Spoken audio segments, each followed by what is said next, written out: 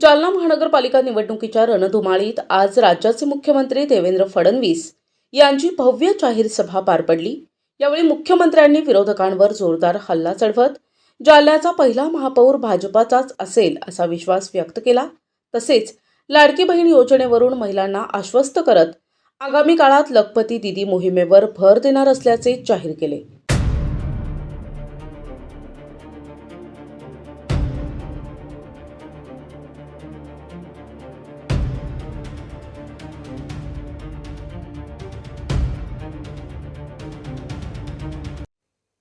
जालन्यात आयोजित महाविजयाच्या सभेत बोलताना देवेंद्र फडणवीस यांनी जालन्याच्या विकासाचा नवा रोडमॅप सादर केला।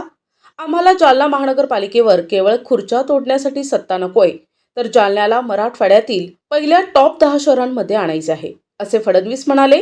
यावेळी त्यांनी जालन्यासाठी उमेद मॉल मंजूर केल्याची महत्त्वाची घोषणाही केली। महिला मतदारांना साथ घालताना मुख्यमंत्री म्हणाले की जोपर्यंत तुमचा हा देवाभाऊ मुख्यमंत्री आहे तोपर्यंत लाडकी बहीण योजना कुणीही बंद करू शकणार नाही। आता आमचे लक्ष लाडक्या बहिणींना लखपती दीदी करण्याचे आहे आणि याचा हिशोब घेण्यासाठी मी पुन्हा जालन्यात येईल। 15 जानेवारीला होणाऱ्या मतदानासाठी जनतेने महायुतीला साथ द्यावी। पुढची 5 वर्षे तुमची काळजी आम्ही घेऊ, असे आवाहन करत मुख्यमंत्र्यांनी आपल्या भाषणाचा समारोप केला। या सभेला जालन्यातील नागरिकांची आणि कार्यकर्त्यांची अलोट गर्दी पाहायला मिळाली। पहिली निवडणूक आहे। ही निवडणूक भारतीय जनता पक्ष स्वबळावर लढवतोय। 65 जागा आहेत, 65चे 65 उमेदवार या निवडणुकीमध्ये आम्ही उभे केलेले आहेत। मला असं वाटतं की ही नगरपालिका आणि नंतर महापालिका अस्तित्वात आल्यापासून भारतीय जनता पार्टीच्या ताब्यात हे शहर एकदाही दिलेलं नाही आहे। सतत काँग्रेस, कधी शिवसेना, कधी NCP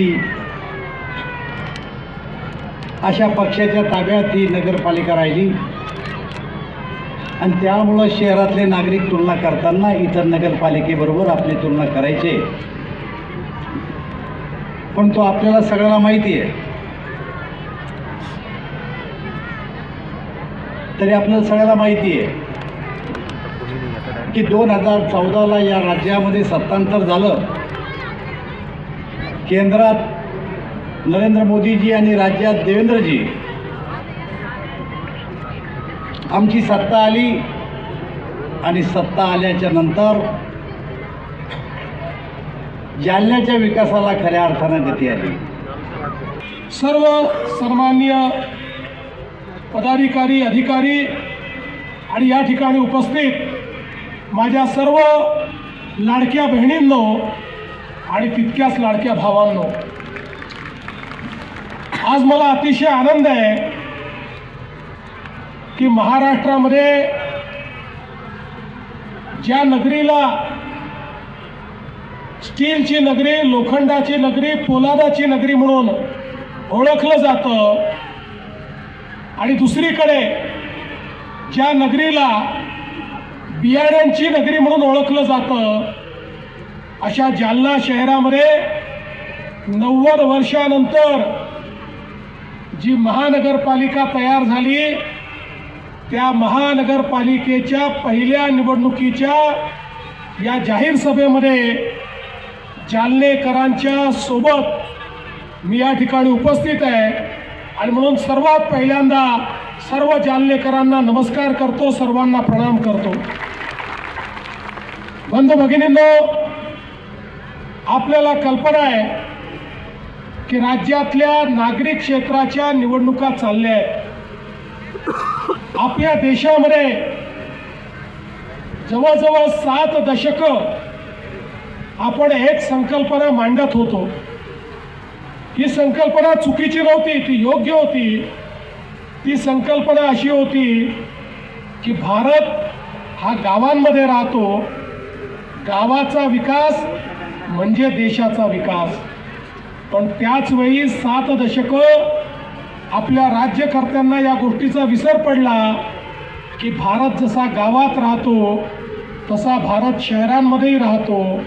अन्न, वस्त्र, निवारा शिक्षण, आरोग्य, रोजगार याकरता गावातनं लोक शहरात येतात.